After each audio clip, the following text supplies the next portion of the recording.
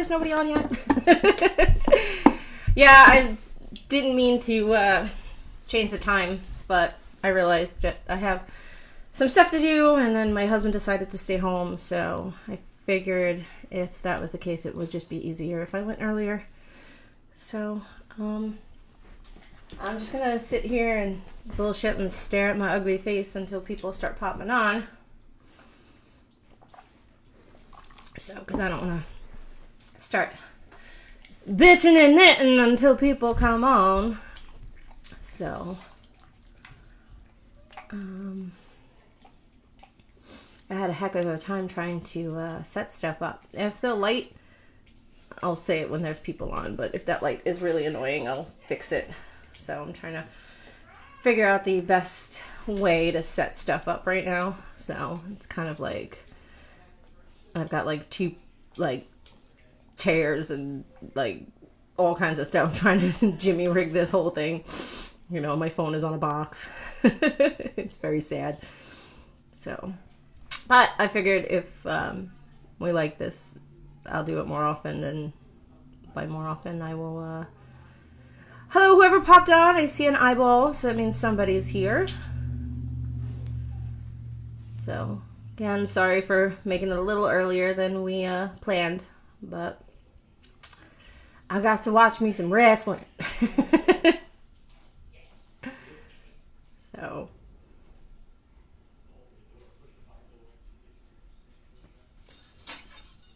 if you're on, say hi in the chat so I can see who's here.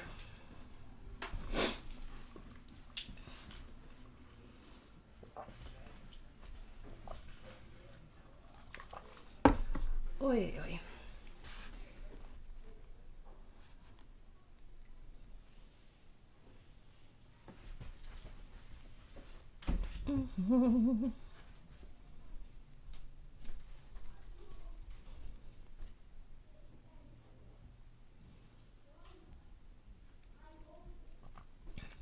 Tagging some people since I decided to go a little bit earlier.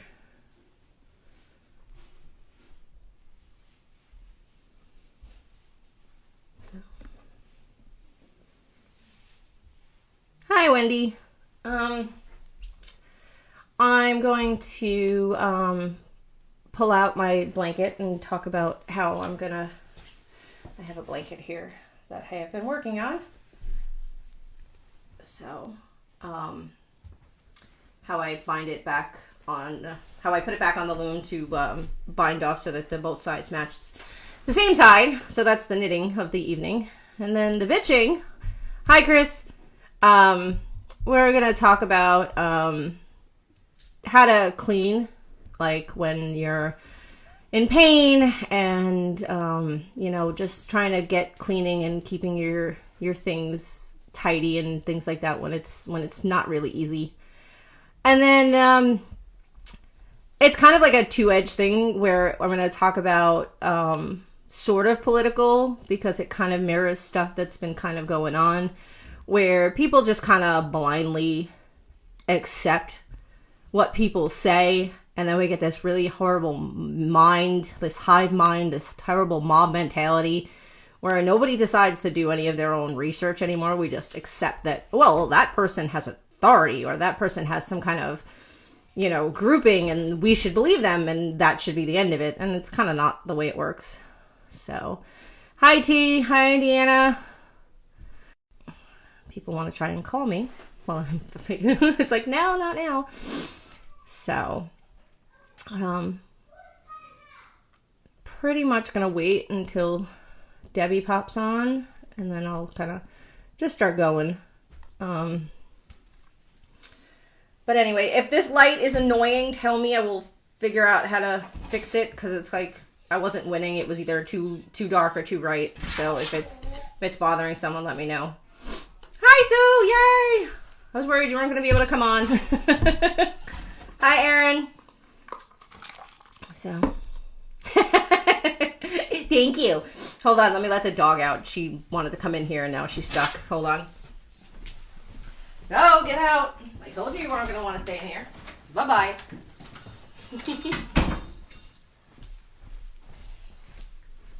All right, there we go. Hopefully no more interruptions. So, okay, let me see here. So this is the blanket I'm making. My friend had twins, and I'm as slow as crap, so this is only the first one, and she had the babies early, so I'm kind of screwed here. I suck at doing things on time. That's why I don't promise people anything, because it's like, you know, I hit a funk or my hands hurt, and I'm just like, I don't feel like it. So, digging from my knitting peg here.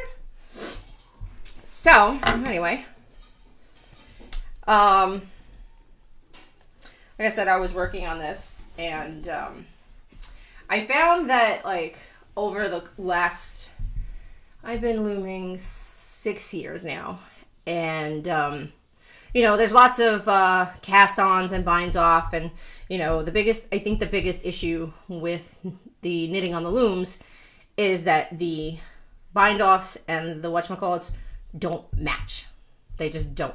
Like, even if you find something that's similar or good enough, you know, like, I mean, I think the crochet cast-on and there's a bind-off that I think is probably the closest to similar, you know, but I always find when you bind off, your tension is always harder or not as loose than when you cast on. So it's always a big problem when you do something and you don't do the stretchy bind off, and not every time the stretchy bind off works because, well, it doesn't match.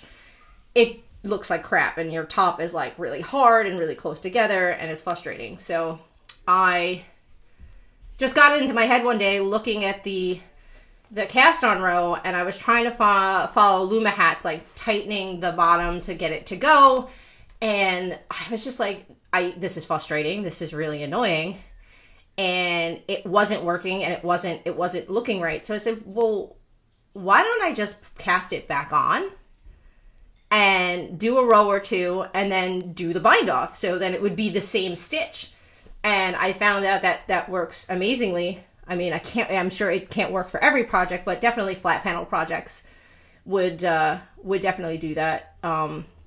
For some people, it's really hard to get your stitches back on, you know, like to find them. I found that, especially with some yarns that are a little bit more difficult, that you can use like the stitch markers I make, or some kind of stitch marker that comes off, so that when you do it, you put the marker on it, so that when you go back, all those initial stitches have markers on it. So it makes it real easy to just snap them back on. So, but,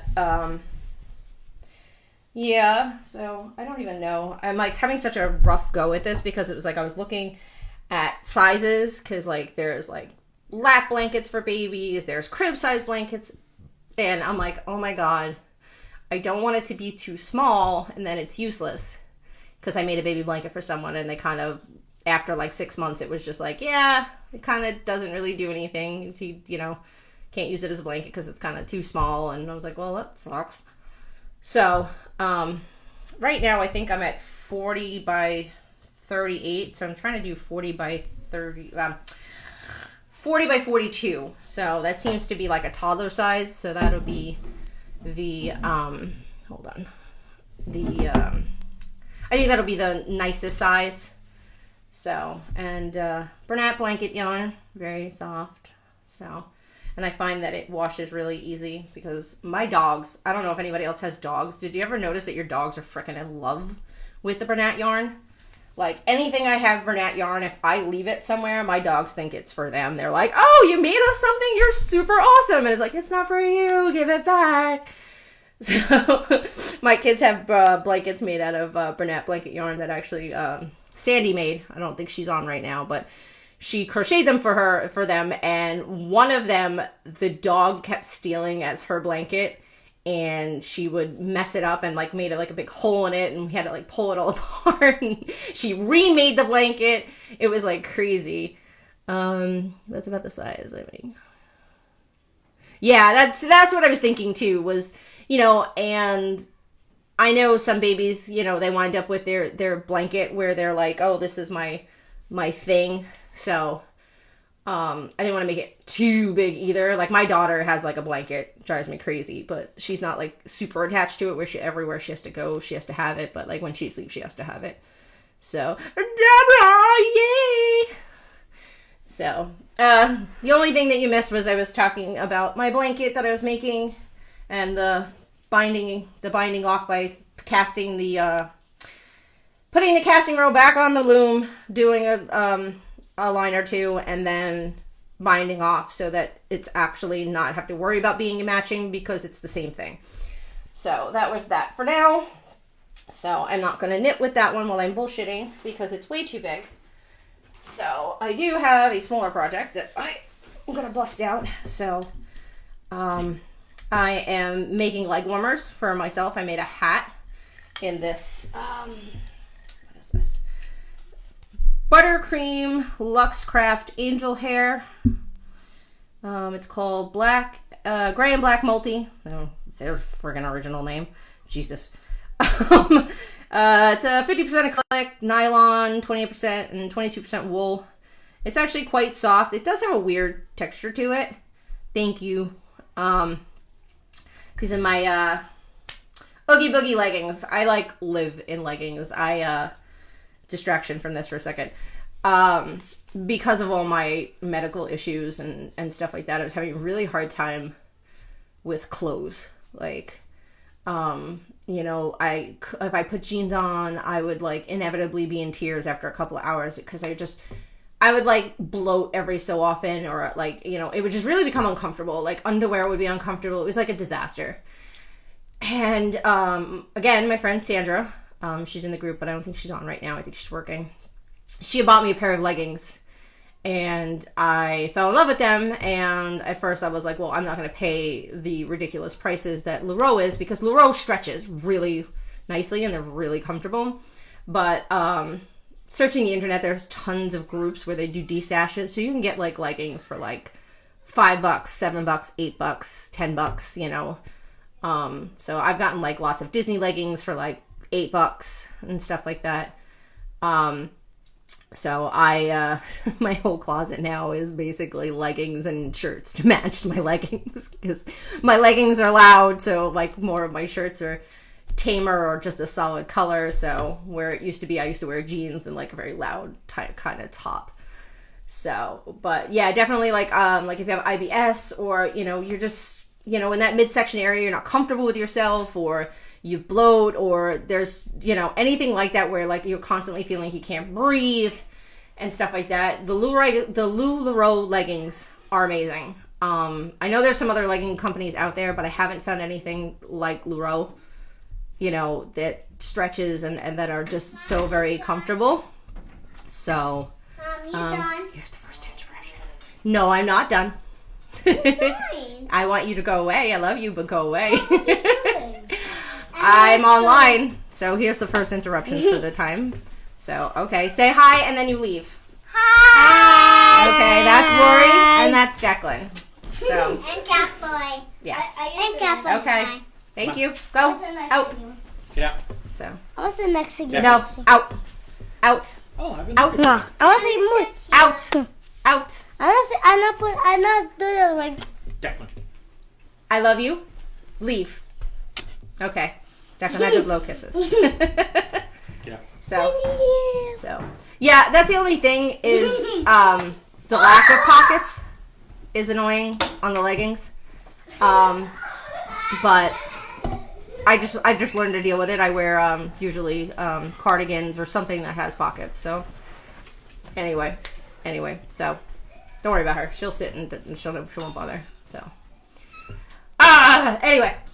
So, off subject. All right, so back to this real quick. So, everyone's like, "Wah, shut the fuck up about your leggings." So this is a bulky 5. Like I said, it's soft enough. I made a hat, which is back here on my head. Let me get you. Just made a nice little hat. So, I think this is one of Debbie's stitches, but I honestly don't remember. I think it might be an owl eye stitch. So, but it's hard to tell just because of the yarn. So, but I made this hat. And anyway, so I wanted to make leggings so that, like, you know, obviously leggings are not very warm in the winter, so I need some extra protection. So anyway, so as I said earlier, we're gonna just knit and bitch about some stuff. So I had put up a poll before and asked everybody, you know, it's like, hey, you know, what do you want me to kind of bitch about? So it seems to be a consensus was that cleaning, you know, when you have like, you know, being disabled or being sick or being in chronic pain, which is personally my issue. I'm not gonna lie, it's rough. It's rough, especially like for me. You know, when I was younger, I was like freaking Superwoman. I was like, you know, I can do it all. I can do it all by myself. I don't need nobody help. You know, I mean, even to the point where sometimes it was detrimental. But I know there are other people out there that are like that, you know, where it's like, you know, I'm not going to ask for help. I feel that I've been able to do it before. Why can't I do it now? And then, you know, we're stubborn and we wind up making the situation worse in a way. What I've learned, especially now that I have a bigger house, we moved in the house 2 years ago, that you have to accept certain limitations. That's like the first thing, is accepting limitations. Because if you don't change the mindset that you can't do it all anymore, you'll never be happy. It's just not going to happen, because you can't do it all. It's not going to get done the same way it would have been, you know, 3 years ago, 5 years ago, 10 years ago, whatever it was, that you were able to do all of those things.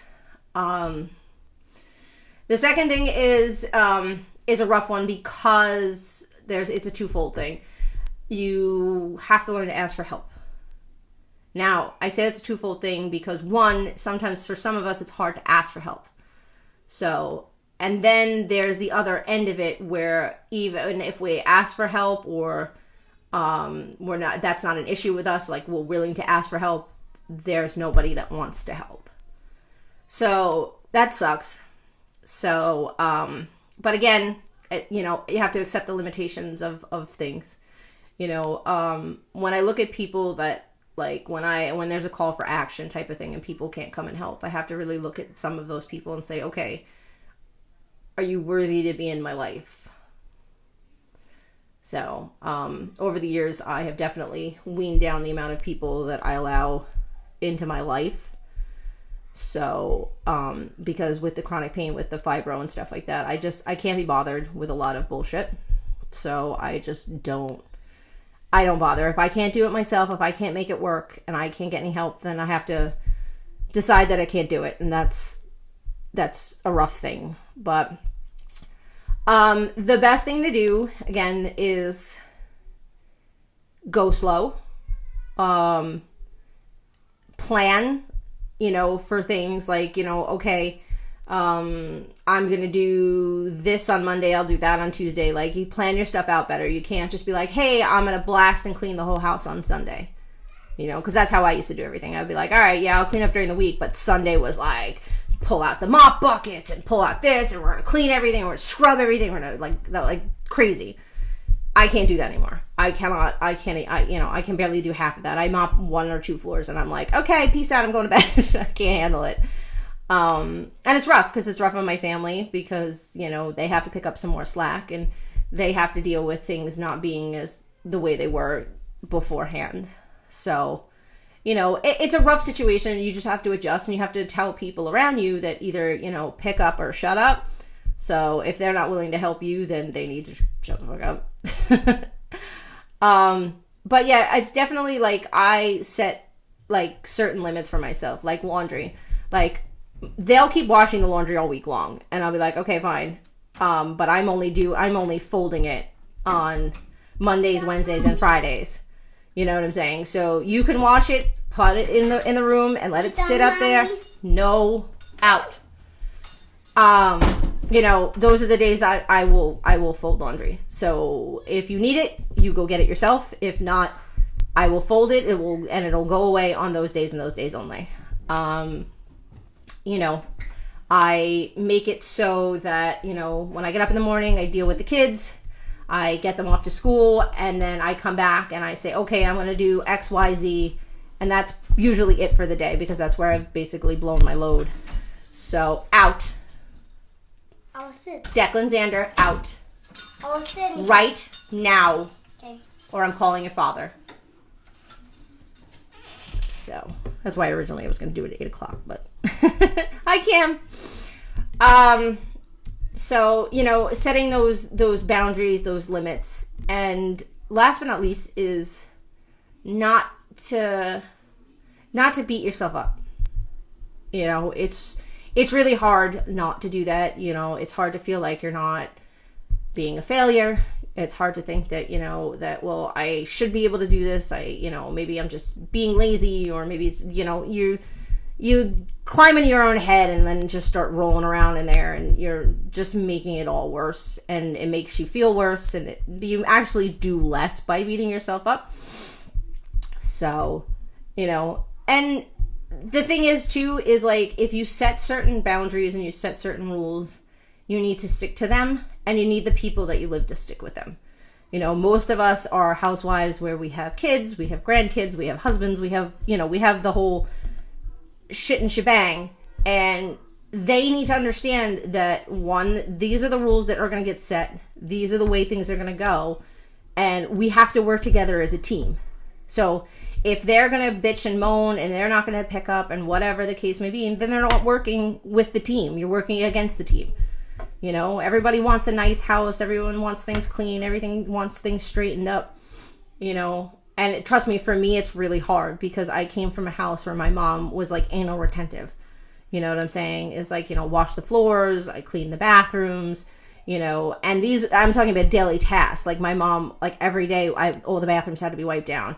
Every day I had to do beds. Every day I had to vacuum the floors and sweep the floors. Like every day, my mom's house was never like out of place. So I grew up, when I first moved out, I was like, fuck that.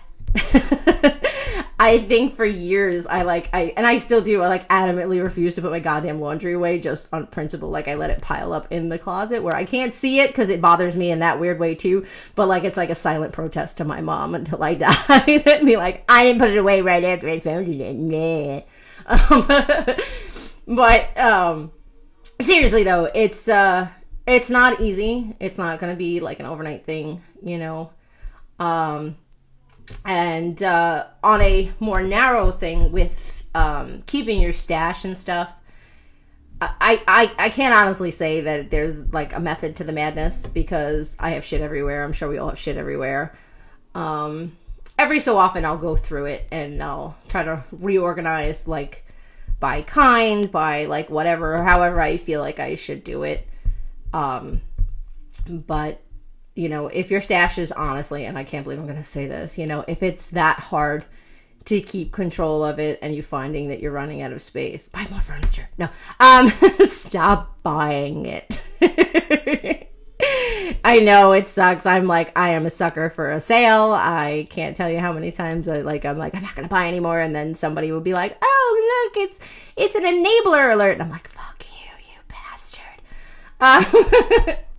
And then I wind up ordering shit, and then I'm like, where the hell am I putting this before my husband finds it? But no, it's we all have that thing in mind where it's like, oh, that would be great for a hat, or that'd be great for this, and that'd be great for that. But especially when you live in a place where you have to have more control and you have to limit your amount of looms because they do take up a large section of space, and you have to find a way to keep them without them getting damaged, and then you want to keep your yarn so it doesn't get messed up. I remember when I first started looming, my kids got into my stash and ripped off all the labels, and nothing had labels. Oh, it was a disaster. But it's a rough thing. But anyway, the other thing we're going to talk about, which I want to take up more time actually to talk about, is this sheeple mentality that seems to be destroying the world, in my opinion. Listen, it's not like it's not been there. It's not like we haven't seen that kind of mentality before. There's a lot of us here that are younger, older. I think we span many decades of knowledge and different forms of life. Like there's plenty of us on this group that I know for a fact that, you know, we're probably around in the 60s and around in the 70s. You know, I'm kind of like a 80s, 90s kid. So, you know, we've all been through different parts of, you know, how the world sees the government, how the world sees issues in the world, you know, and with the growingness of cancel culture, because the internet allows anyone and everyone to comment on things, has made it worse than it's ever been.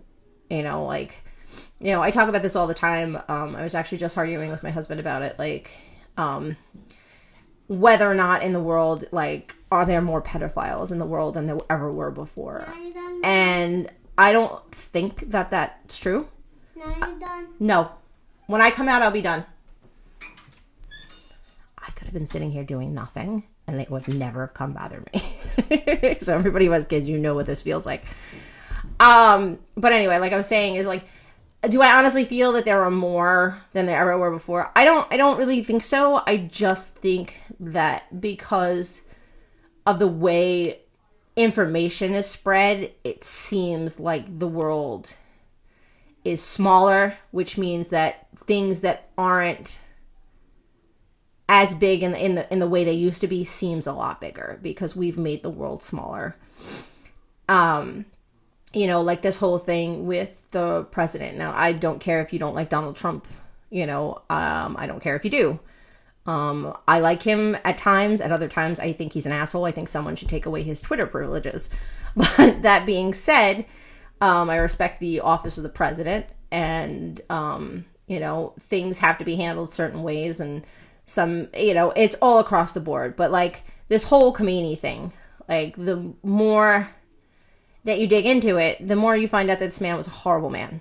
You know, we live in a culture now where we want to have a Me Too movement, and we want to be, you know, all about humanitarians and human rights and all of these things. And we want to put him on the cover of Time magazine because Donald Trump killed him. It's not even because he was a terrible person, because he was a terrible person. But because Trump killed him, we're like, oh, it's horrible. It's like, okay. You know, and I don't want to get too political. I'm just going to stop there because I don't want to upset anybody or throw, you know, anything. He's not your president. You're Canadian.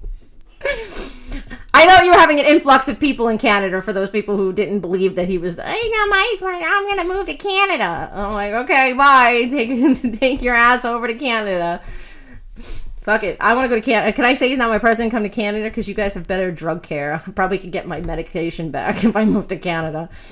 But you know, and I bring it up because like that's a world issue, and it's really easy for everybody to kind of relate at the moment because not everybody pays attention to everything, and sometimes Facebook can be a small world and a small group, and there were some issues, and I don't want to name names or anything like that. I don't want to start a problem for anybody, you know, but we have the same idea. We have people that get their information from one fucking source and take that as it's like biblical law. It's like, oh, well, so-and-so said it, and because so-and-so said it, it must be true. And I don't have to bother to actually do any work. Okay. No. Okay. And I said biblical law because I was a pastor. Yes, if you fucking can believe it. Yes, and I just said the word fuck about a bunch of times and said I was a pastor. But yeah. So, I actually have a whole argument about being able to curse, you know, in the way of saying fuck, shit, cunt, and all of those other words. It's all about usage, not about words. But anyway, it's an argument for another time. But the same thing is I used to tell people all the time, because I grew up as an agnostic. My mother was originally a Catholic, and she despised the Catholic Church. She refused to bring us up religiously. My dad was an altar boy, but he was lackadaisical about it. He wanted to have faith when he decided that it was okay and convenient to be a dick about it, I guess.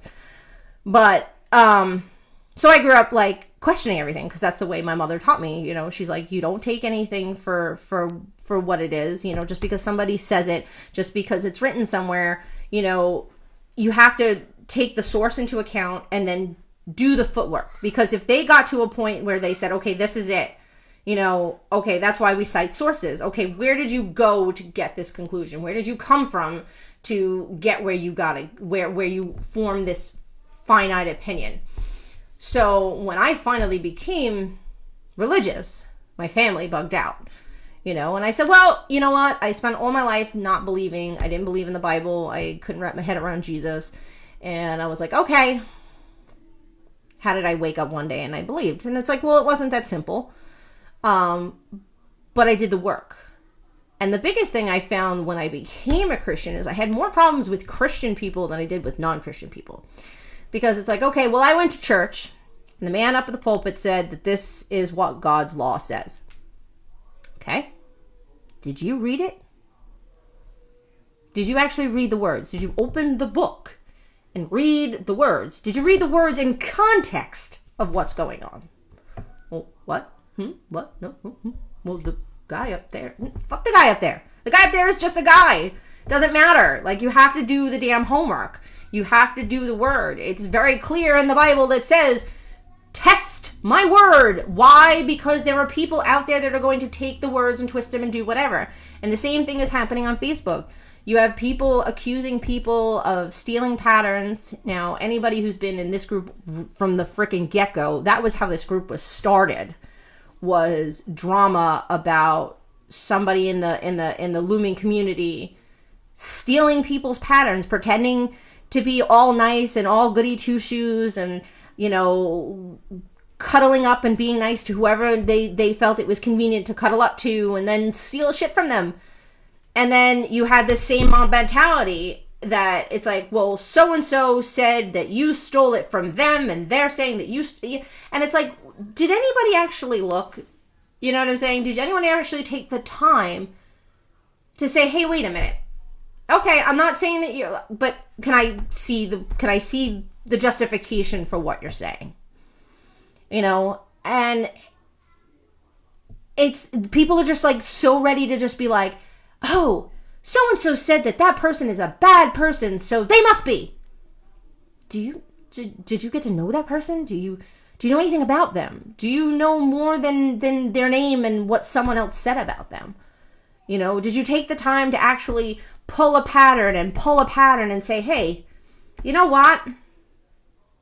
I could see a similarity, but when I look into it and I see how it's designed and how we go down from row to row to row, it's not the same.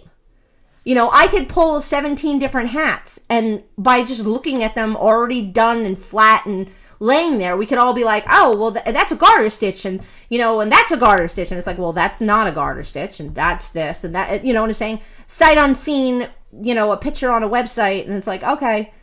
It's like, why? Why do we not take the time to, like, dig into anything? You know? Who's still on? Because I think I scared some people away. There are people who are like, fuck this. I'm not listening to this crap. So.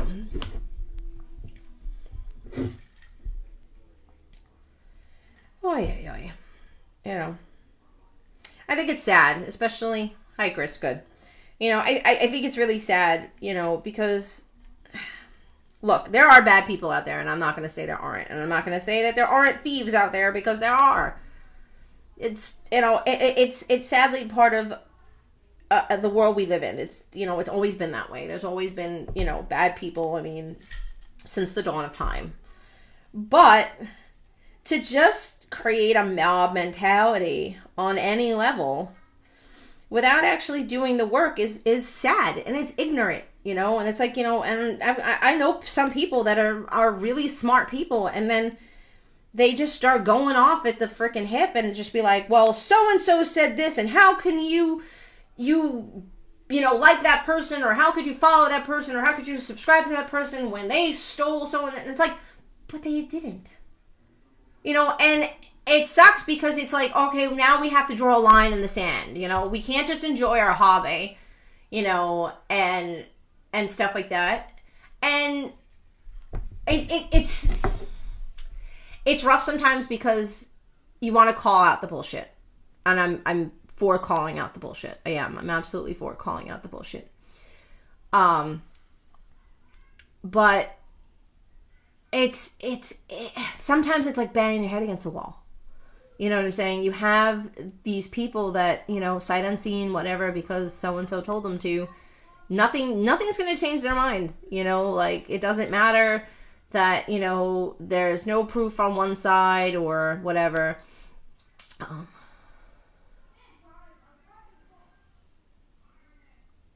Yeah, absolutely, Chris. You know what I'm saying? And that's another thing too, I mean, with your son, you have to be involved. You have to, do the research and make decisions, because you have doctors trying to give you this medication or try this, approach or this, that, and the other thing. And, you need to dig into it deeper, not just because the doctor tells you to, because one, your own child, you know how your own child is and behaves and, triggers and things that the doctor may not notice or things like that. Or if you've tried medications before and you know how they've responded and things like that. But you have to do the research. Like when my dad was sick with cancer, it fucking sucked. It sucked on a lot of levels. And he wanted to fight. And, I can't take that away from him. I mean, who doesn't want to fight to live, in that regard. And, my sister was always on the computer, and her and my mother were fighting constantly because it was like, okay, hey, we're going to go try this and stuff like that. And my sister would dig into it. And my sister could be like, the person like, hey, I'm going to go on, WebMD and I'm freaking dying. And, so she's a little bit over dramatic, but like, I'm kind of like the mid-board person. And then some of the things that my dad went and did, and I just was like to my mom, I'm like, why are you doing this? She's like, well, there's a chance. I said, the chances are better of going to Vegas, you fucking retarded. Like, don't get me wrong. He's my dad and I want him to live more than anything else. But like, to me, like the amount, like the percentage of chance that he was gonna come out on the other side of this was so shit. Like it just doesn't make sense. It doesn't make sense to put yourself through some shit. Yeah, doctors are people, and that's the other thing too. And people are people, period. Like, it's like people like the preacher.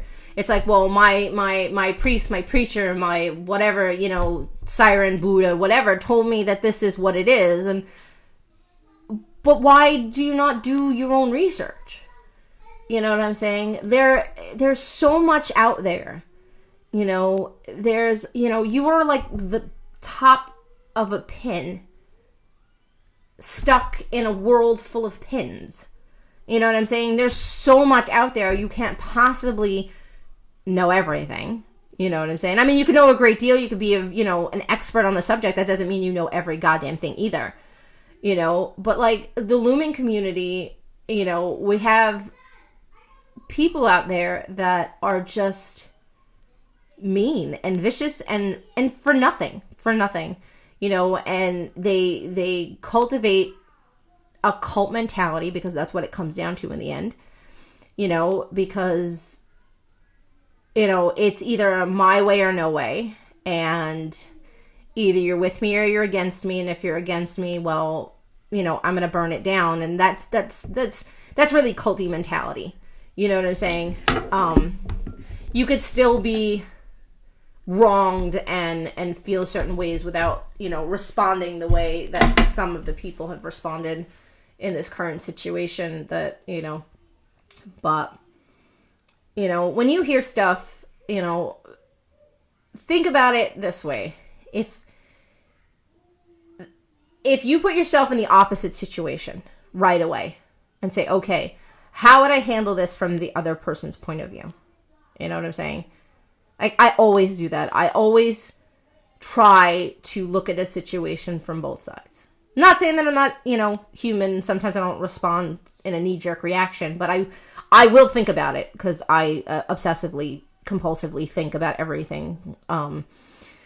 But like in the situation that this whole thing, and like I said, this is not the first time. So again, I'm not putting out any names because I'm not starting any old drama that was there, but there are people in this group. Why this group was started originally was for the same thing that we're alluding to now, and the people involved in that know damn well what's going on there too. So I don't think I have to out anyone or, stand over here and say, okay, well, this person and that, I know, and I'm not doing it to hurt the people involved, so I hope they understand that.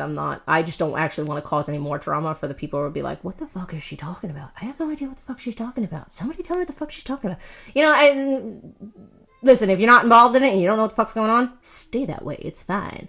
But, when people accuse people of things, we have due process, and not just in America. They have due process pretty much all over the world, unless you live in like some weird country, where they just beat the shit out of you, throw you in a jail, and they never see you again. But most, cultured, educated countries have, that kind of thing. And we don't offer that on a general basis. We don't give anybody a benefit of the doubt, even for a few moments. And then if you get to the conclusion that it's like, okay, well, then they were right, then I'm fine with that. But if you just take, sight unseen somebody's word for it, you're a dumbass. I got nothing else for you. You're a fucking dumbass. If you can't, enjoy your hobby and get along and share knowledge and stuff like that, if you have to be petty and you have to keep all of your secrets onto yourself and things like that, but you want to pretend to be part of the community and you want to pretend that you're there to be, someone that's willing to teach and stuff like that, you're not, and all you're doing is creating an ugly culture for the rest of us, and if anybody's ever like looked into cults, you know what I'm saying, deprogramming people from cults is really fucking hard, so like when you see people like that, I know it's frustrating, it's aggravating, and I had a knee-jerk reaction the other night because I got mad, and, I was mad at the people, I was mad at the thing, and then I had to back off and say, okay, you know what, these people don't realize what they're doing because they're so brainwashed by other people and just take their word for it, and they don't know any better, and they're like, oh, so-and-so said this about so-and-so, so it must be right. It's like, well, yeah, but did you look? Did you dig into it? I think the best thing that I heard recently from a designer, and I'm almost 90% sure that it was Luma Hat, you're going to see a lot of similarities in things. You know what I'm saying? Knits and purls, knits and purls, knits and purls. How we take those two stitches and create a beautiful piece of work, a piece of art, a piece of clothing, whatever you want to call it, is based off two stitches that are designed and intricately woven together to create something else. So unless it's a literal, stealing, if it's legit plagiarism, you know what I'm saying? And I mean legit plagiarism in the idea that, like, not just word for word either, because you can be plagiarizing and you can definitely tell when somebody's full of crap and, they obviously stole it and just kind of shifted some words around. That's why when you go to college, in the years now, they have a format that reads your paper and it gives it a percentage of what they considered plagiarized work. Because if they find certain similarities, even if you moved it around or whatever, the core of it is too similar to something. So that, and again, that would be an issue. That would be a case if that were the case of what went on. But, and I'm at fault. Anybody who knows what the fuck I'm talking about knows that I am one of those people that was like, oh, so-and-so stole someone's work. That's fucked up. That person fucking sucks. And that's how I was in the right off the gate, because I'm like, wow, that's messed up. But then I was like, okay, well, what did they steal? Oh, okay. Well, they look a little different. Maybe it's the yarn. Maybe it's the type of loom they used. You know, so maybe that person is still telling the truth. But then I actually did the goddamn homework, and I went and I said, okay, I'm going to sit here and I'm going to read this person's pattern, or I'm going to watch this person's video, and I'm going to read that person's pattern and watch this person's video and be like, okay, that's not the same thing. Even if there are similarities in a look, it's still not the same fucking thing. You know, I've seen the spiral hat, because I'm just going to call it that, and I've seen different designers make a spiral hat, call it something else, and whatever, because they did something, they put their own spin on it, or whatever the case may be, you know, and I'm not just talking about making a fucking spiral hat and calling it a different name, but, you know, doing something of that ilk, or something that looks like a spiral hat, maybe it wasn't designed that way, Deborah loves to make things without pearls, you know, and some people are like, oh, you know, you can't, you know, it's not knitting if you don't like pearls. First of all, shut the fuck up. That's why there's knits and pearls. So if you make something with complete knits, did you suck? Do you not, you know, does your project become any less than anyone else's? Because all you did was the knit stitch?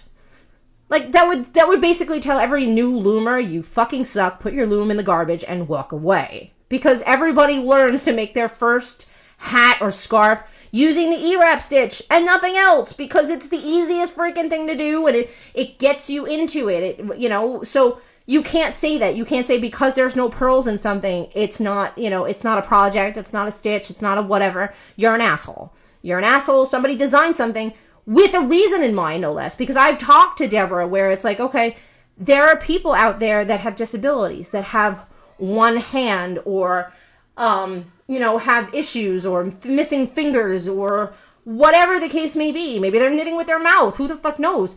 But I know people that have 2 perfectly good hands and 2 perfectly good eyes and 2 perfectly good everything, and looks at the pearl stitch and goes, that's really hard. I don't want to do that. I want to avoid it. So why is it that we gotta, why we gotta attack? Why we gotta do that? It's not necessary. You don't like it? You cannot like it. I'm not saying that you can't like it. You know, that's like all the fucking needle knitters going, oh, people who loom are cheaters. First of all, bitch, looming was around before needle knitting. Do your homework. So I don't know what you're talking about cheating. And any needle knitter I've ever met that actually tries to loom finds it fucking harder, because you can't do it the same way. You can't do things that actually are easier on needles to do on the loom, like cables or certain stitches where, you know, there's a lot of moving. We have to figure a different way on the loom. So, knit is pearl. It's the opposite side of the pearl. Yeah, no, it is. It's the, it's like, it's 2 sides of the same coin, you know, but for people to be dicks about it and be like, oh, well, there's no, you know, because you design something with no pearls, it has, you know, it devaluizes it somehow, or I don't know if that was the right word, but you understand what I'm saying. Personally, I think it's genius that Deborah does all her stitches without pearls. Not all of her stitches. That's a misconception too, because, you know, I think when she had quite a few stitches that came out where it was like no pearls, and that was because everybody was getting into the 10 stitch blanket. At least that's how I feel. So again, if somebody wants to correct me, by all means. When the 10 stitch blanket was coming out, so many people were having problems with, you know, the stitches and the corners and whatever.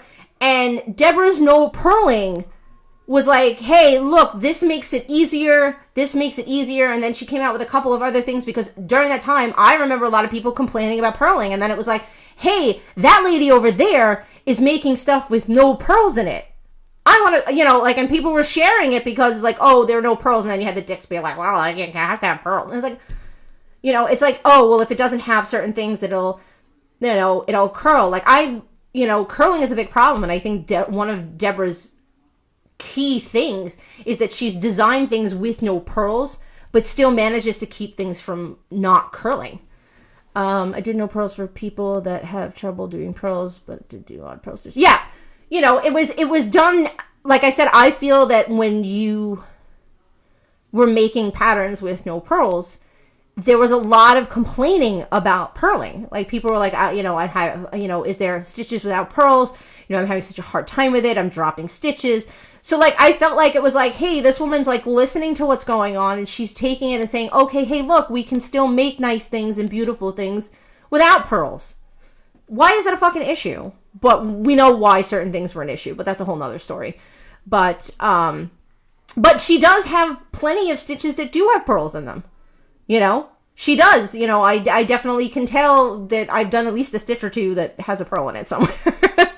I have a horrible memory. When I did the Ridge Runner thing, I had to look it up and go rewatch the video. I'm like, I think it's that one. No, it's not that one. It's like, I remember this stitch. I'm like, okay, I remember that I've got to do 4 on a peg, and then the next row was ally stitch. I'm like, frig, what the frig was that?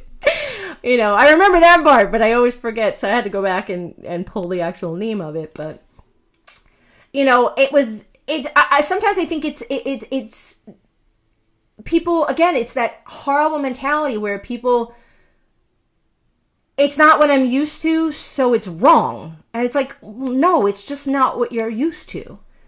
And if you don't like it, scroll on.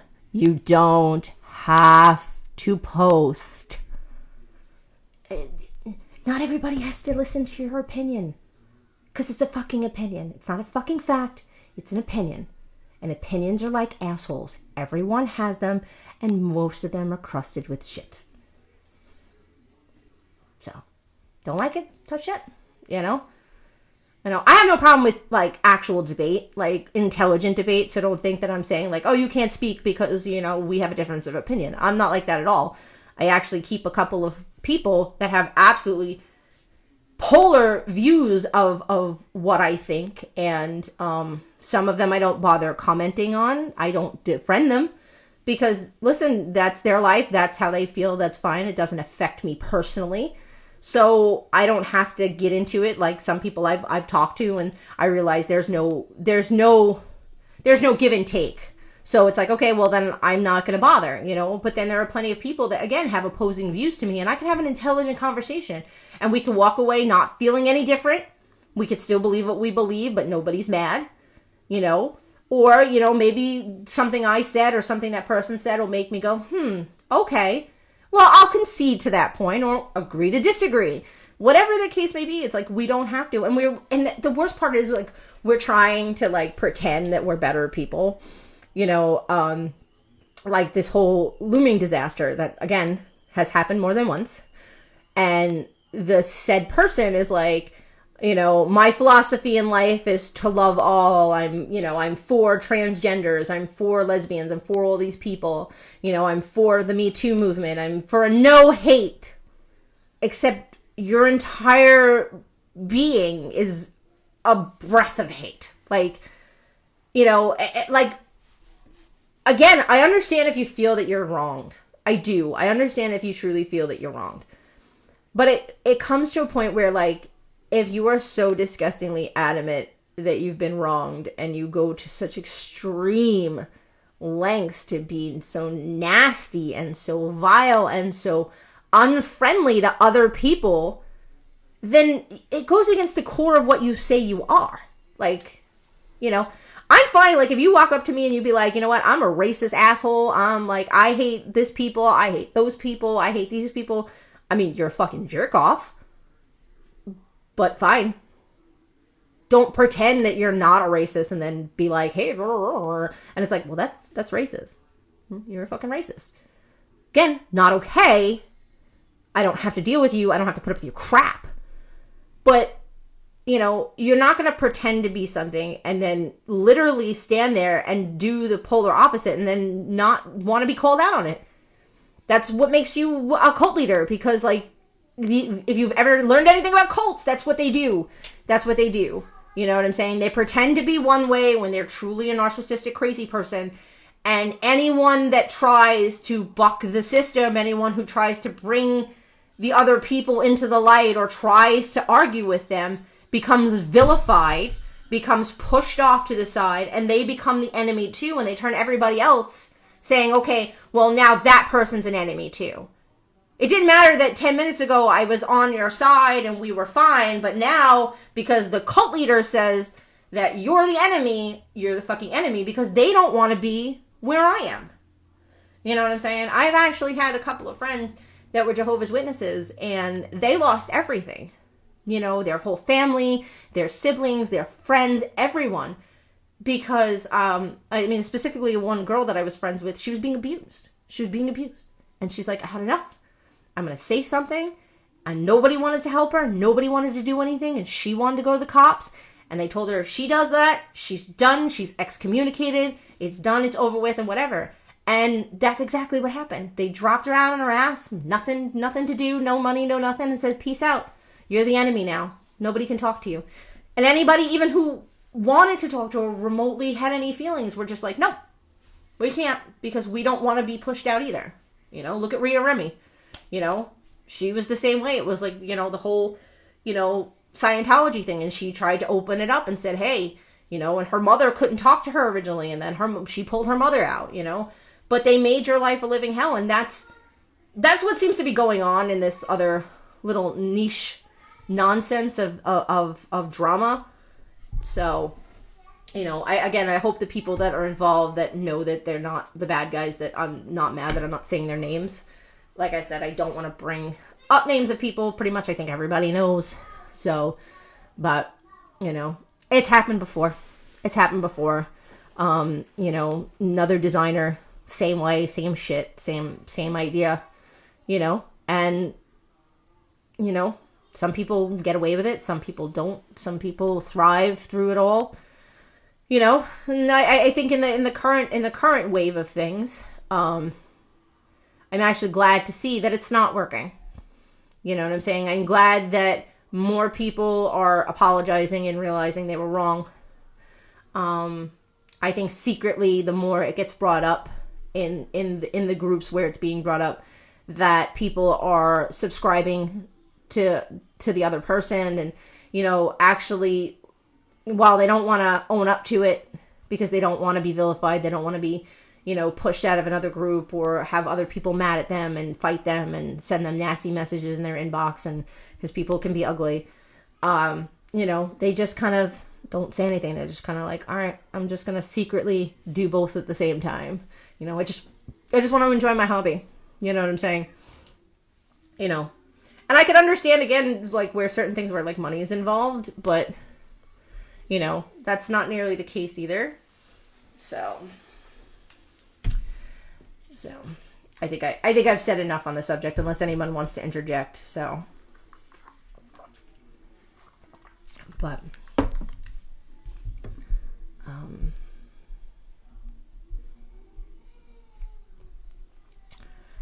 you know, I would just love to enjoy my hobby and not have it be such an issue.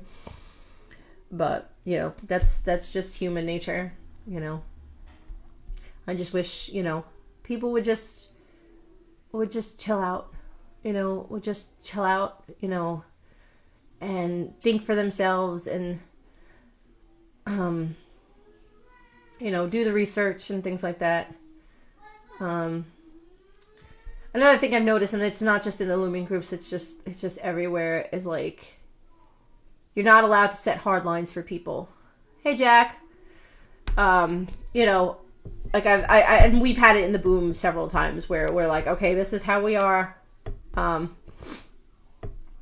So this kind of mob bully even in game. Yeah, it sucks because it's cancel culture. It's like, you know, I'm very into like the YouTube community and like, you know, and watching videos and stuff like that. And it's always like, you know, who's canceled next? You know, who can we run after? Who can I attack from my keyboard and feel, you know, it's become a sickness to me, because I think that people get like an endorphin rush from being like a champion of the righteous and the whatever, and they don't even. I have no problem with you being a champion for the right if you're right. And again, that doesn't always mean anything. You know, you could be 100% right, and you could be talking to somebody that is an ignoramus, that refuses to listen to you, that is brainwashed or whatever it is, and they are just not, you're not getting through to them. So all you're doing is wasting your own time, wasting your own breath. And that's nonsense too. Like the idea, like the whole the whole brush fire thing. And people, want to help. And I have something to say about that. I'll get back to in a minute. But like, it's like, all right, everybody wants to help, the animals out there, and it's like, who can we knit and whatever, and that's fine. That's a great thing. I have no issues with that, and I don't think anyone has any issues with that. But at the same time, this is those kinds of times where people take advantage of people, because it sucks, but that's just the way it is, So when people are like, hey, you can't just post things, you can't whatever, because, they don't do the research, or don't do this, or they don't do that, and again, if it's my group personally, if I have issue with, say, the Salvation Army, because of the amount of percentage of stuff that actually goes to the causes that they say that it goes to, you know what I'm saying? That's like Planned Parenthood, same concept. It's like all the money that goes into Planned Parenthood, how much of that money actually goes to what it's supposed to?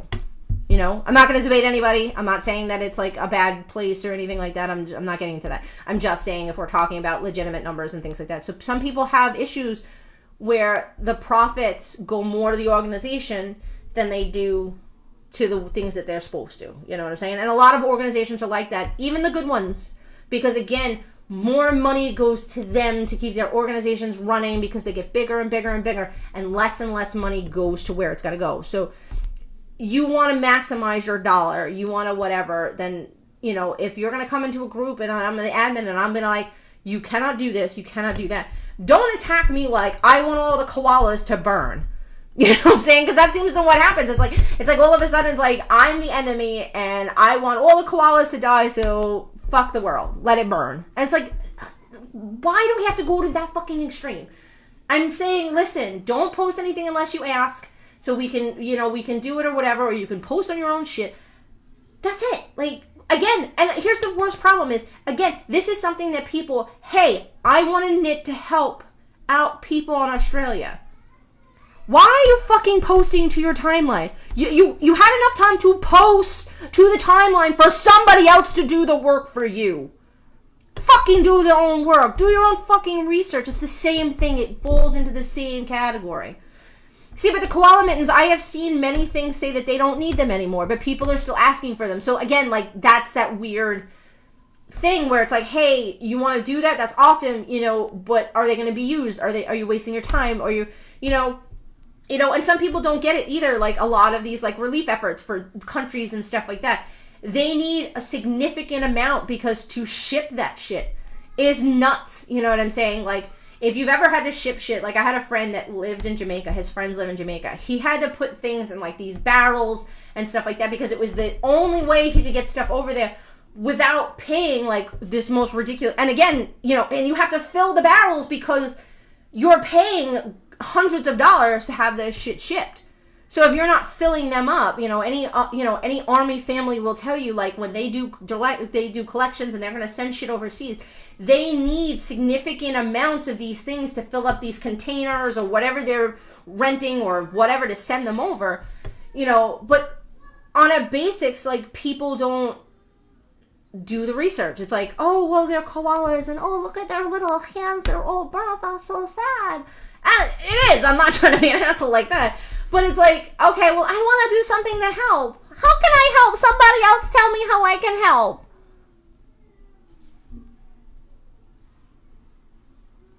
You took the time to fucking type the fucking message out. You could have just gone into Google and said, knitting for a cause, knitting for Australia, knitting for koala, fucking anything. Fucking anything. But somebody else wants them to tell them. I don't understand. And it goes so much beyond that. You know what I'm saying? And I just don't understand. And it's so funny, like, this is where I'm going to come back to it. Like, I find that it's like, okay, you'll ask somebody to, you put up these posts and everyone wants to knit for, like, the koalas in Australia and, wants to, send money to the, to the tsunami victims and to this country of the the earthquakes and whatever. And all of these are good causes. Do not get me wrong. It's not that they're not good causes, but someone in the next town fucking over puts up a GoFundMe and you don't have a fucking dollar to give. Not a fucking dollar. That's messed up. That's messed up. And that's something I don't like. That's something that I see. You know what I'm saying? And, I have tried over the years, not that I don't give money to other things or things like that. I try to look in my own backyard, and I don't want to hear this whole world that, the whole world is my backyard kind of thing. And I'm not, what I'm saying? But if I can't give $1 to someone that their house burned down and, somebody I went to school with, got robbed or, something like that. And, I don't, you don't have $1 to give to that, but you can waste money sending stuff overseas and stuff like that. It's like that shit just frustrates me on a personal level. Again, everybody's entitled to their opinion. That's mine. I don't like it. Go fuck yourself. But and again, let's like knit for the koalas, but like, there's all these homeless people out there. It's like, did you knit hats for the homeless? Did you knit mittens for the homeless? Did you knit mittens for the rape shelter down the block? Did you do any of those things? No. All right, well, I'm not a people person. I'm an animal person. Great. How much shit have you donated to your local animal shelter? You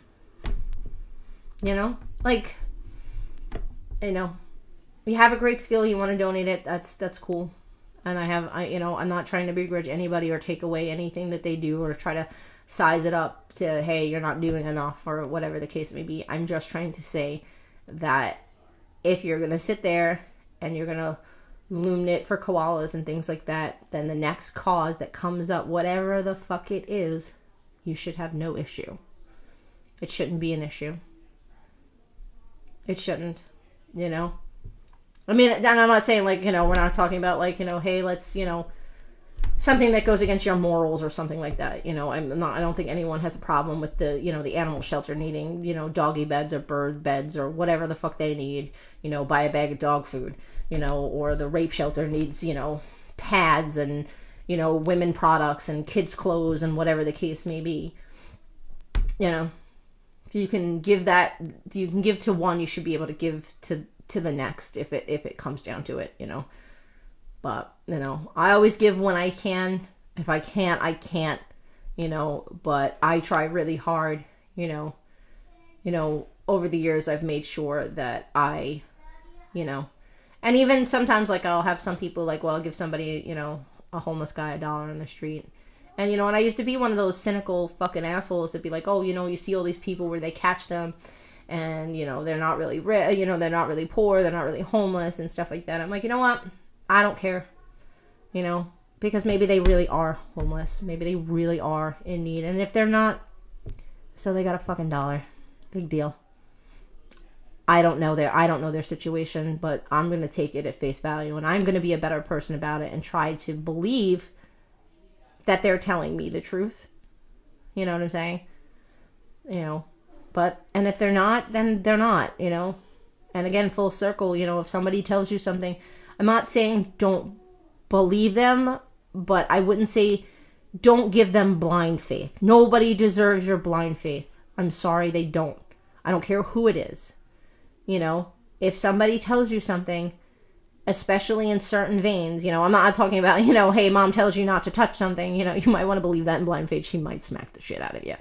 But if someone says, hey, this person is stealing, projects and this person is stealing patterns or this person is stealing, types of bags or whatever, I'm trying to like include other like sewing and other, like the Cricut scene. Anyone who has a fucking Cricut, oh my God, like if the people in the Cricut scene acted like the people in the looming scene or the fucking knitting scene, I think there would have been a fucking blood war by now.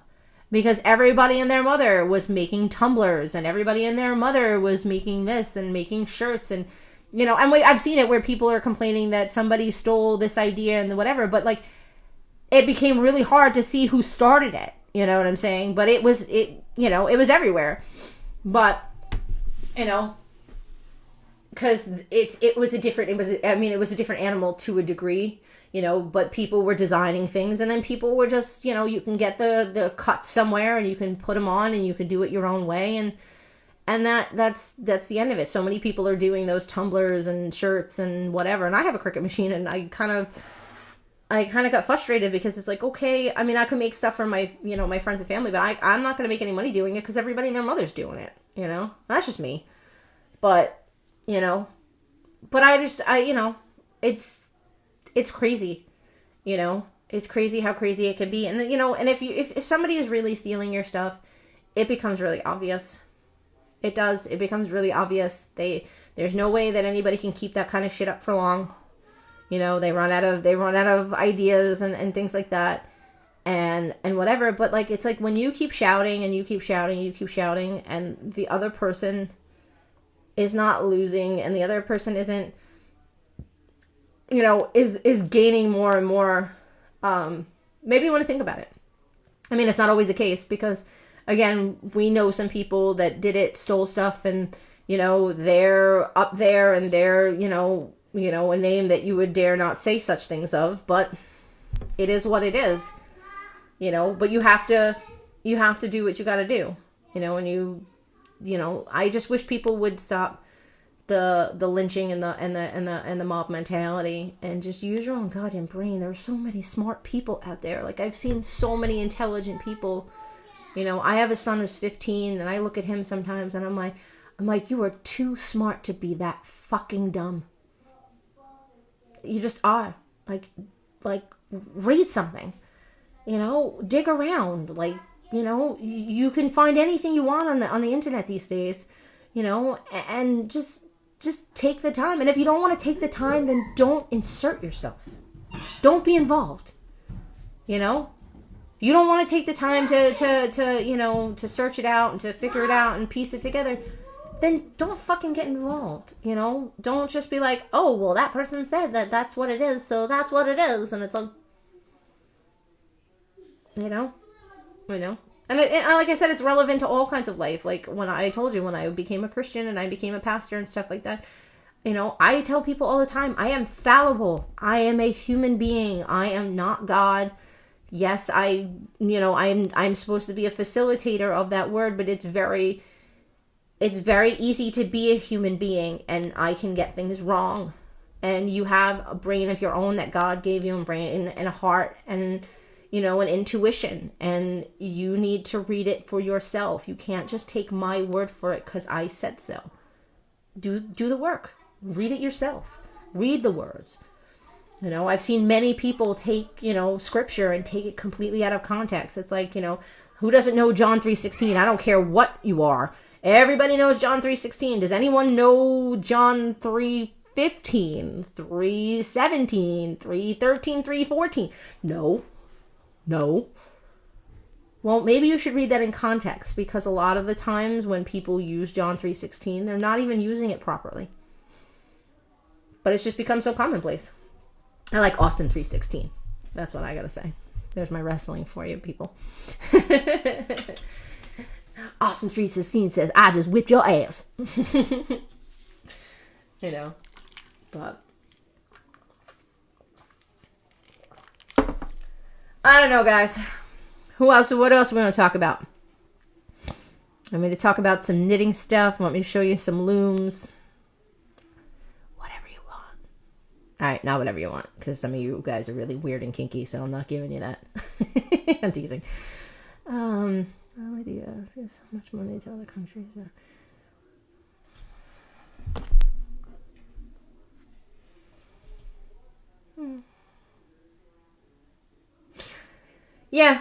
Yeah, Chris, I just read all of your posts. I'm sorry.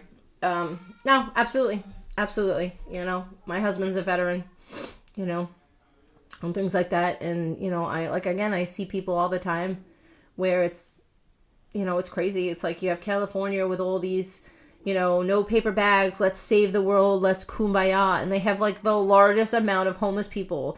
They have the largest amount of people that will be homeless because of the amount of rent raising that people cannot afford to live in the state. But that doesn't matter as long as we don't have fucking plastic straws, right? Except we have paper straws and plastic.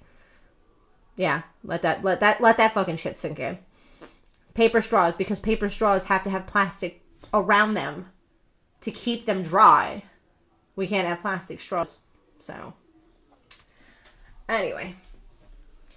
So, if anybody's got any questions or anything you want to ask me, anything else you want me to go back over or change the subject completely, I am open for any kind of conversation that you guys would like. If you want to see stuff, you want to see my room, want to see my stash, you want to, I don't know, whatever. I'm here for the bitching and the knitting. So, although I only got half a round done while I was bitching. Mommy, I did the toilet paper by myself. Good job. I'm so proud of you. Yeah, you do doing it. I'm still on. No matter how many times you come in here, I'm still on. Out. Leave mommy alone. Declan's like, why is she taking so long? I'm like, come on. They love it when I'm like, if I'm on the phone with Pam or if I'm on the phone with somebody, they're always like, can I say hi? Can I get in? Can I say hi? So, no. No, good. Thanks. That was my husband. He could be a good man when he wants to be. So come on, there's 3 people watching. You got nothing to say? Come on. I can't talk about everything. I mean, I could probably talk, but I'm sure it gets boring after a while listening to me reiterate the same shit. So. Oh, wait. Got some of my stitch markers on there. For all the knits. So, then I have my end and beginnings over here, which are my little two little dancing skeletons. So, you know, that's like something like, again, like going back, it's like I could bitch about because like, all right, I share the fact that I made stitch markers and I sell them, you know, and I put the time and the effort into them, you know, and people were like, oh, you know, did you make those? Yeah. Oh, how do you make those? Now, I don't want to be a dick because it's really not that hard, and I'm not trying to say it is hard, but Google it. Why do I have to I sell them, so why should I tell you how to make them? You know? Thank you, Deb. Thank you, Jack. You know, again, like, that's, like, it's like, that's both of those conversations in one. It's like, you know, and then should I be mad that, like, is someone stealing my ideas because of the way I do them compared to someone else does them? You know, because you can do them a million ways, but it's like, if you do it my way, are you stealing it from me? You know, and I just wouldn't be bothered at that point, you know. Some people are just so ridiculous. It's like, you know what? You do you, boo. If you do you, and you do your own thing, then you'll have your own group of people, and you'll have your own... You don't have to go after other people. You don't have to do that. You know what I'm saying? The people that do that are because they feel less of themselves, and they don't feel the value, and they have to feel that someone is taking it away from them. And it's like, if you would just do you and stay in your lane and do what you've got to do and work for what is good for you, you will work. It will work. It'll be prosperous. You don't have to... You spend more time policing and digging and going after and making a fucking huge scene that you're really... All you're doing is damaging yourself, you know? So... Oh, Christine, I got your lighthouses. They came today, so I will... I'll get on making those, actually. So, I had all my shit out the other night, and I got so tired, I was like, I closed the door, and I told my husband, I'm like, don't go down there. He's like, why? I was like, I'm just too tired, I don't feel like cleaning up. I had, like, beads and shit everywhere. I was just like, ugh. So,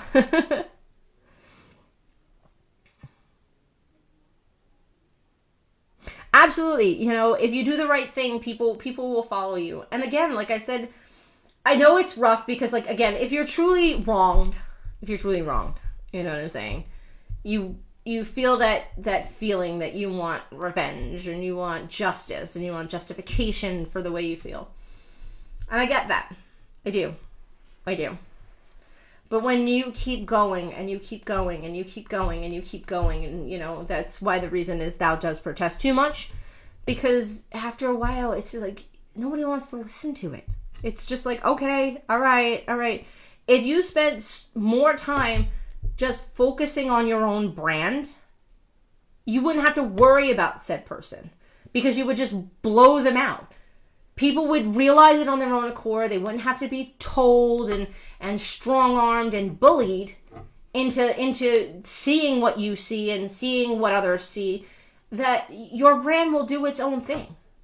But when you go the other way, a lot of times really what you're doing is pushing people towards that person. You know? Machine.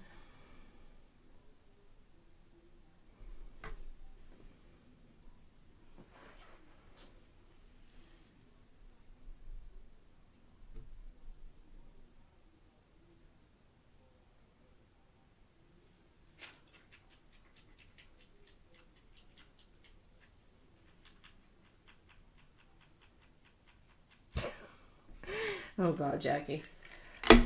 Well, you know, it's like, again, it's just, I don't know. You know what I'm saying? I mean, again, if somebody legitimately stole something, I would say that's one thing, you know. But, you know, we have that argument too about, like, again, like knit patterns versus looming patterns. And, you know, if somebody takes a looming pattern takes a knitting pattern and looming it and converting it to a looming pattern, is it a different thing? I don't know. Somebody get the copyright Nazi in here. You know, and again, a lot of that is subject, you know, like what we think, you know, are covered by copyright laws and such things, you know what I'm saying? You can make a pattern, you can make it to pay, it could be very well your work and whatever the case may be. But if you can't trace it all the way back, if you can't prove without a shadow of a doubt, you know, and things like that. And again, you know, there's a percentage of when they do copyright law cases, it's not a necessarily right or wrong thing. It's not like, oh, well, you copied that, you know, again, if you copied it, like, again, if it's a plagiarism, if it's a word for word copy and paste, that's no brainer. But there are plenty of times where, like, song lyrics, if you followed anything like that, you know, where, you know, royalty rights have to be given or something has to be, you know, their copyright laws aren't just as black and white as some people want to pretend that they are. You know what I'm saying? You know, so it's not different.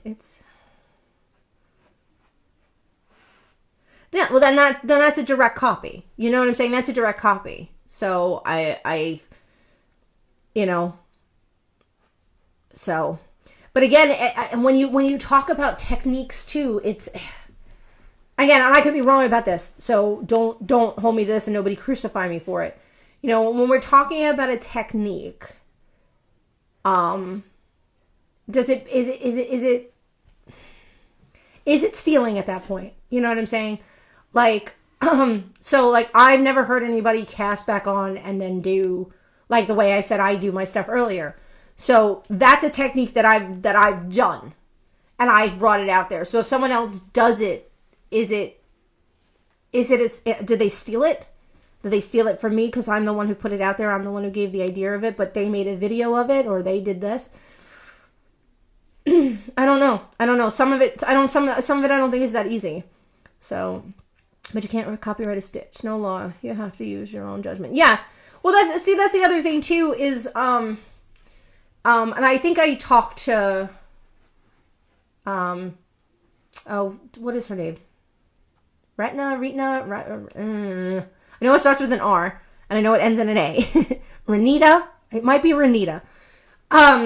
She's like the copyright Nazi, and I, you know, I have no issues with her. You know, she's very, very passionate about, you know, what she believes, and she and I were having a discussion about that. It's like you can't copyright a stitch. But you can't, and I said to her, yeah, but under the copyright rules, if you create a stitch pattern, then you can copyright that. You know what I'm saying? Because otherwise, then a lot of the stuff that you make, Deborah, would be able to be stolen because it's not allowed to be copyrighted because it's a stitch.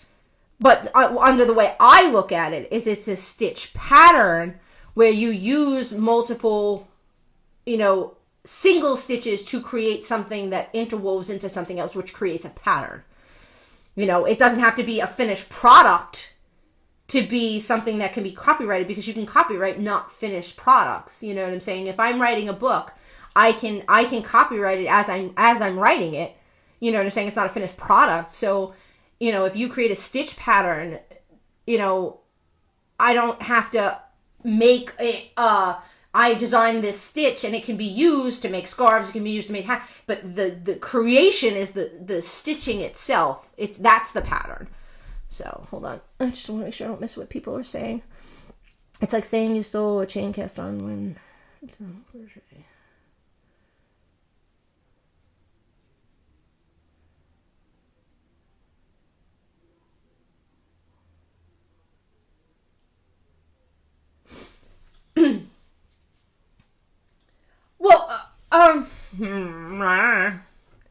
Well, I guess and again, a stitch pattern is a final product, because again, it's the designing of that particular stitch. If you do these things and whatever, it creates this pattern within the item, and then you can take that and apply it and be applicable to something else.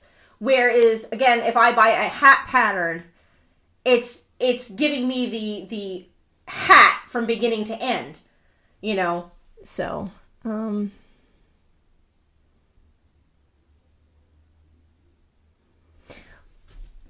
again, see, like, that's like the whole thing, you know what I'm saying? And, it's so much easier to make a rally cry on the internet and demand social justice than it is to actually get real justice.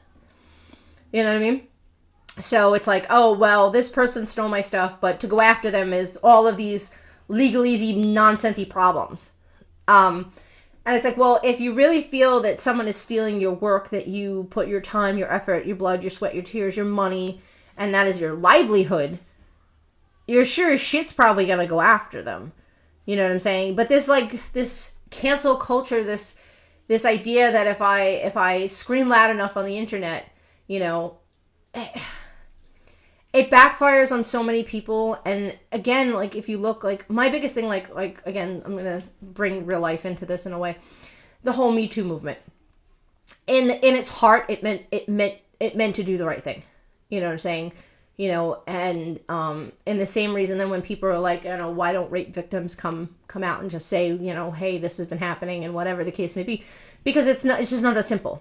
Again, for the longest time, I remember when I was younger, it was like, what did you wear? Like, basically the whole, you were asking for it depending on, what you were doing, which is crock of shit. But at the same time, during the Me Too movement, you had all of these people just coming out and trying to crucify people, giving no one a benefit of the doubt in any way, shape, or form. It's like, listen, Harvey Weinstein is a scumbag.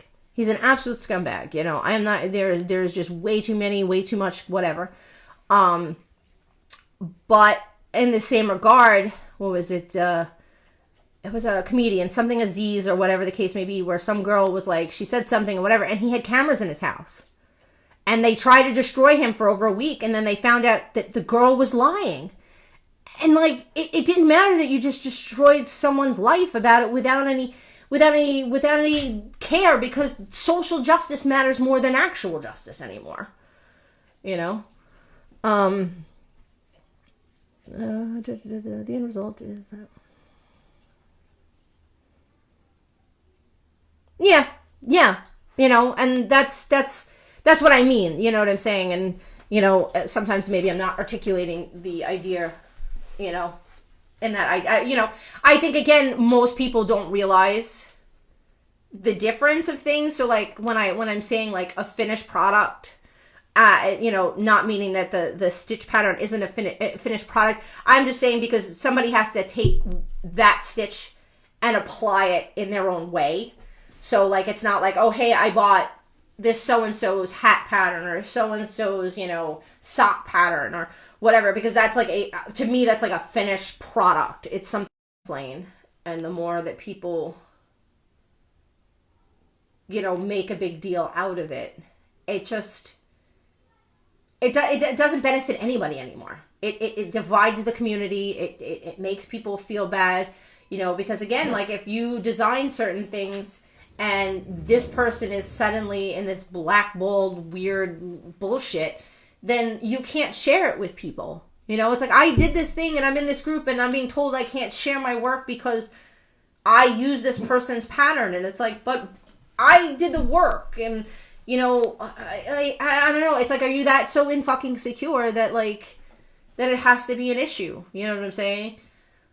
But I don't know. I mean, in the applicable things of like literally the looming community, the 2 times that this drama has happened, you know, there have been people legitimately stealing and people that legitimately weren't. And in the grand scheme of everything, it doesn't matter. It just doesn't matter. Just fucking stay in your goddamn lane. Do you, boo, and you'll prosper on your own accord. It's just, you know, I know, again, anybody who was in the group when this group was created, you know, it didn't matter. All of the fighting, all of the drama, all of the bullshit didn't matter. All it did was aggravate us on a constant basis. And the 2 people that were technically involved, what happened, and it didn't matter. It didn't matter who was stealing, who was full of shit, who was doing this, because it didn't matter. You know, everybody did what they did and went their ways and stuff like that. And like, you know, and we all just went on. You know. If you change a stitch, it's a different pattern, but I have to ask permission anyways because I believe in honoring. Well, yeah, you know what I'm saying, and that's the rightful thing to do, you know. I mean, I mean, you don't have to, but it's, you know, like you said, you know, you want to honor that person and say, okay, hey, it came from this person, you know. Like whenever I create things or if I make a shawl or I do this or I do that, I will follow something, but I usually change something because maybe I just want something to have a different look or whatever. You know, I don't try to claim it as mine. I think that's a dick move. But, you know, I don't know. I mean, in the current climate of what's going on, it's very culty. That's, and I said it before, and I said it in the other group, for whoever's a part of that group, you know, and I don't really give a shit, but that's what it is. That's what it is. When you are that insecure and you're that venomous and your responses and your reactions are the way that this person is reacting, it's very cult-like. And I, you know what, at this point, like, the more I thought about it, the more I don't really give a shit about that person. You know, it's like, you know, I was involved for my little part of it, which was really nothing in the blip of it. You know, I believed the person, I did my homework, realized the person was full of crap. And then I just hung around because, you know, there were other people in the group. There were other nice people that, you know, that I would help, you know. And for a couple of times I actually posted work and just didn't say who the evil person was that was the original writer of the thing. And then if anybody asked me, I would PM them and be like, yeah, it was this person, but I can't tell you that on the group because I'll get in trouble. You know? So maybe it wasn't, you know, but whatever. I think it's silly. You know? You know, if you value your own work, then don't worry about it. And the biggest thing about the current thing is it's actually very hysterical, again, for anybody who knows what's going on.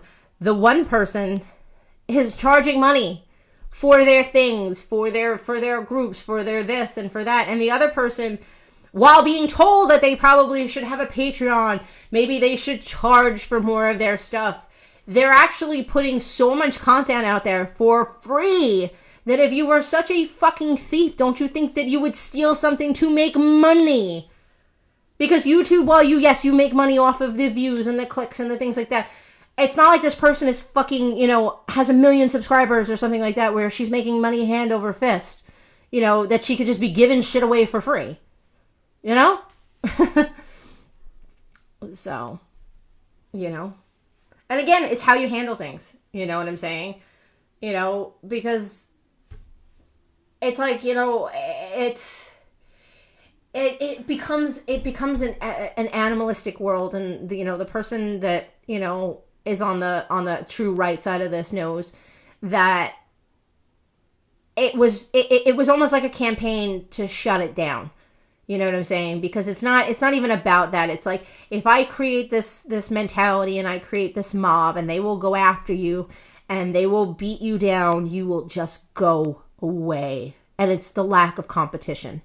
And it's happened before. There have been a handful of designers that made amazing stuff and just didn't want to deal with the bullshit and said, you know what? It's just not worth it for me. I'm just going to go away and go do something else and do my own looming in my own time and keep it to myself. And the rest of us lost out. You know what I'm saying? I'm glad it didn't happen this time. The first time it happened, there were quite a few designers that, their shit was being stolen. They were being lied to. They told the person that was doing all the stuff was like, oh, I'll give you credit. I'll do this. I'll, in the vein of like helping and doing all this other crap, and stole their work, stepped on them, stepped over them, and they just went away. There was no competition, and there wasn't even arguing anymore of who stole whose stuff, because they were just like, you know what? I can't win.